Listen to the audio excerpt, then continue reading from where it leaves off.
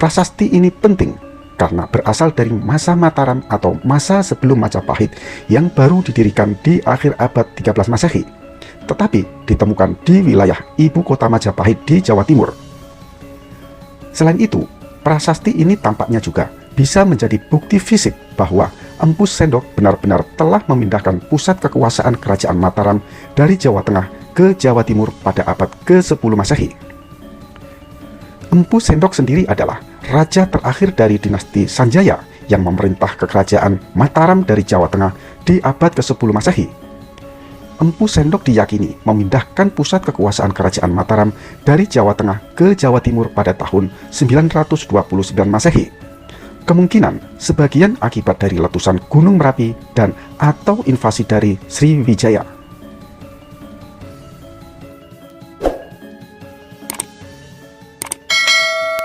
Wahana heboh. Keberadaan situs arkeologi ini sebenarnya telah diidentifikasi oleh warga sekitar sejak tahun 1980-an. Warga sekitar melihat adanya gundukan tanah yang tidak biasa di tengah persawahan yang tampaknya menutupi struktur bangunan batu tertentu dari masa lampau. Pada tahun 2016, Pusat Penelitian Arkeologi Nasional atau Puslit Arkenas melakukan survei permukaan di gundukan tanah tersebut.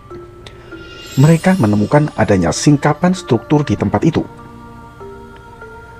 Pada tahun 2018, BPJB Jatim melakukan kegiatan zonasi situs-situs yang ada di sekitar kawasan Cagar Budaya atau KCBN Trowulan di Mojokerto. Mereka memberikan zonasi cagar budaya pada struktur di situs tersebut. Pada 28 September 2021, tim BPJB Jatim, Bapak Muhammad Ikhwan, melakukan pantauan di lokasi untuk menindaklanjuti temuan dan laporan dari warga masyarakat. Tumpukan batu bata merah itu nampaknya tertimbun tanah yang ditumbuhi rerumputan yang diduga juga adalah candi. Hasil pemeriksaan yang dilakukan menemukan struktur bangunan di sisi barat dengan panjang 6,5 meter yang sudah terlihat, sedangkan pada sisi yang lain masih belum terlihat. Beliau menduga temuan tersebut merupakan struktur candi yang ditandai adanya pola bangunan menjorok ke barat. Kemudian ekskavasi pertama dimulai tanggal 7 hingga 12 Februari 2022. Ekskavasi dilakukan untuk menyingkap bentuk utuh struktur tersebut. Dari hasil ekskavasi ini, tim menemukan struktur seperti kaki candi yang tangganya ada di sisi timur. Saat tim membersihkan struktur, di sudut timur laut dari struktur tersebut, tim mendapatkan prasasti yang terbuat dari batu andesit. Tutur kepala tim ekskavasi yaitu Bapak Muhammad Ikhwan, arkeolog dari BPJB Jatim. Berdasarkan hasil pengukuran, batu prasasti tersebut memiliki lebar 88 cm, tinggi yang tersisa 91 cm, dan tebal 21 cm.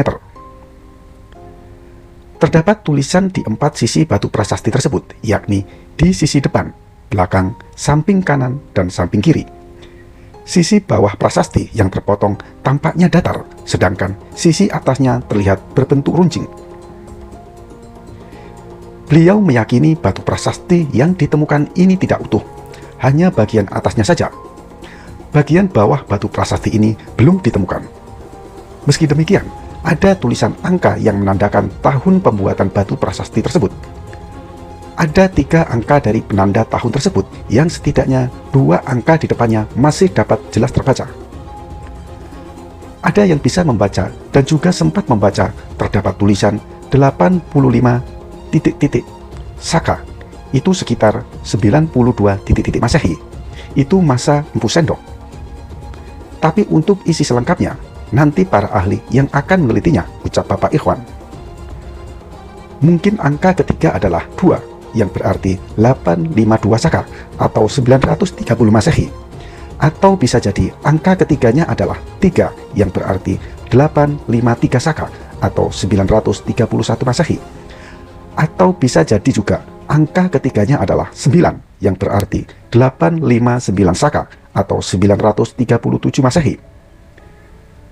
Angka ketiga tahun tersebut belum bisa dipastikan karena kondisinya agak rusak dan bentuk yang tersisa seperti membentuk angka 2, 3, atau 9. Beliau mengatakan bahwa BPJP akan mengundang epigraf atau ahli prasasti untuk menganalisanya, serta juga akan membuat denah temuan struktur dan prasasti tersebut.